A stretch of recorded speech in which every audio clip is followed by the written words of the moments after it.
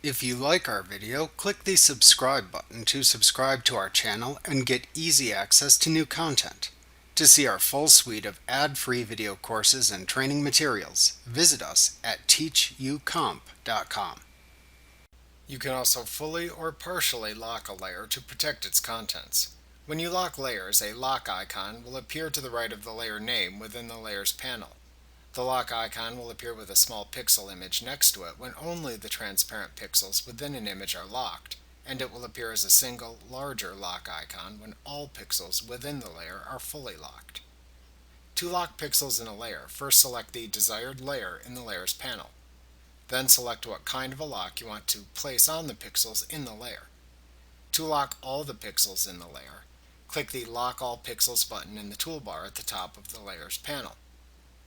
To instead lock only the transparent pixels within a layer, click the Lock Transparent Pixels button in the toolbar at the top of the Layers panel. To unlock the locked pixels within a layer, click the same Lock button that you originally used to lock the pixels in the layer once again. Remember to click the subscribe button to see more of our videos. Get ad-free courses at teachucomp.com.